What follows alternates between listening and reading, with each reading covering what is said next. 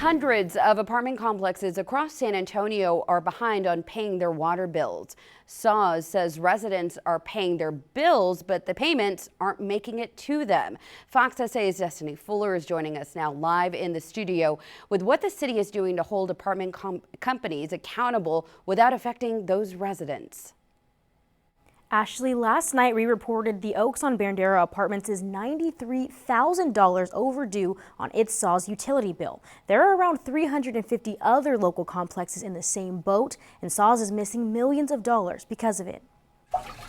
More than 6,000 apartment complexes have accounts with the San Antonio water system. 358 of them are behind on their bills, leaving SAWS without more than $2.6 million. The most important thing about that number is to remember that if SAWS doesn't recoup that from these property owners, the rest of us as ratepayers are subsidizing that amount. On Monday, we told you about the first ever SAWS issued lien at the Oaks on Bandera on the northwest side. The Texas Local Government Code allows that a public utility, can file these liens when you have an entity or a property owner that owes delinquent utility bills. Property owners there owe $93,000 across 3 service lines. Really on the property owner to come forward and make due and pay these bills. I'd much rather a lien be placed on the property than residents' water shut off for something out of their control. Last year, District 7 Councilwoman Marina Alderete Gavito worked alongside District 2 Councilman Jalen McKee Rodriguez. They updated the city's Proactive Apartments Inspection Program, or PAIP. The intention with the CCR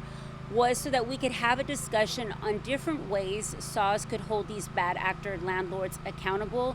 The usage of liens was one of those different ways. But what options do you have if you are paying your water bill and your water is disconnected? We reached out to legal experts for that answer. While none of them were available for an on-camera interview, they pointed us to Texas tenant law. It says a landlord or landlord agent may not interrupt or cause interruption of utilities provided by the landlord unless it's for repairs, construction, or emergency. I don't feel that residents at apartment complex who are paying their rent should be in the back and forth between these bad actor landlords and SAWS. Property code says if your landlord is proven to have violated tenant code, you can end your lease or seek other action with the help of an attorney.